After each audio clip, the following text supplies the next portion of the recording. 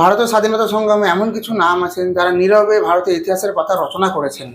আজ আমরা জানবো এক সাহসী নারী বিপ্লবীর কথা। তিনি হলেন কল্পনা দত্ত। তিনি ছিলেন চট্টগ্রামের অস্তাঘাট নুন্টন এক সৈনিক। কল্পনা দত্ত জন্মগ্রহণ করে 1913 সালে 27 জুলাই তৎকালীন ব্রিটিশ ভারতের চট্টগ্রামে, যেটা এখন বাংলাদেশের অন্তর্গত। তিনি ছিলেন একটি শিক্ষিত মধ্যবিত্ত বাঙালি পরিবারের সন্তান। তিনি ছোটবেলা থেকে খুব মেধাবী ছিলেন। নারী স্বাধীনতা, জাতীয়তাবাদ এবং তেনার সমাজের প্রতি গভীর আগ্রহ ছিল। তিনি পড়াশোনা করেন মেয়েদের স্কুলে চট্টগ্রামে। পরে চলে আসেন কলকাতায় উচ্চ শিক্ষার জন্য। কলকাতায় বেথুন কলেজে পড়াশোনা করার সময় তিনি রাজনীতিতে সক্রিয়ভাবে জড়িয়ে পড়েন এবং তিনি বিপ্লবী কর্মকাণ্ডে অংশ নিতে শুরু করেন। কলকাতা আসার পর কল্পনা দত্ত যোগ দেন যুগান্তর দলের সঙ্গে, কিন্তু 1930 সালে আস্তাঘাট নুন্টন অভিযানে সরাসরিভাবে যুক্ত ছিলেন।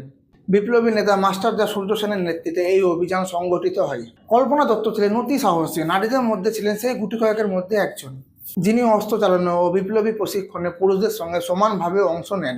1933 সালে ব্রিটিশ পুলিশের সাথে গোপনে কল্পনা ও প্রতিমা লতা উপস্থিত ছিলেন। প্রতিমা লতা নিহত হন, কল্পনা পালাতে সক্ষম হয়। কিছুদিন পর কল্পনা দত্ত গ্রেপ্তার হলেন। গ্রেপ্তার হওয়ার পর কল্পনার বিরুদ্ধে রাষ্ট্রদ্রোহের অভিযোগ আনা হয়। তার বিরুদ্ধে মৃত্যুদণ্ড আদেশ হয়েছিল, কিন্তু পরবর্তীতে তা আজীবন কারাদণ্ডে রূপান্তরিত হয়। তিনি কারাগারে কয়েক বছর বন্দী ছিলেন। কারাগার থেকে ছেড়ে দেওয়ার পর কল্পনা দত্ত রাজনীতি ছেড়ে দেননি।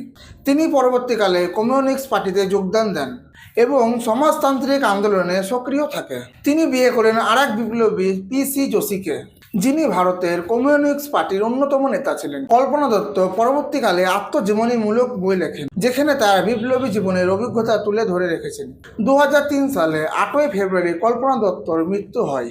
তবে তার রেখে যাওয়া সাহস, আদর্শ, আত্মত্যাগ ভারতের ইতিহাসে আজও উজ্জ্বল হয়ে আছে। কল্পনা দত্ত শুধু একজন বিপ্লবী নন, তিনি ছিলেন একটি সাহসী নারীর প্রতীক। এমন এক সময়ে ঘরের চার দেয়ালের মধ্যে নারীদের সীমাবদ্ধ রাখা হতো। তখন কল্পনা দত্ত হাতে অস্ত্র তুলে এনেছিল এক স্বাধীন জাতির স্বপ্নে। তার মধ্যে নারীরাই ইতিহাসে গতি পরিবর্তন করেছে। কল্পনা দত্ত একটি নাম নয়, এক প্রেরণা। ভিডিও ভালো লাগে একটা লাইক দিন, বন্ধুদের সঙ্গে শেয়ার করতে পারেন, চ্যানেলটি সাবস্ক্রাইব করুন আর কমেন্টে লিখে জানান কেমন লাগলো ভিডিওটা।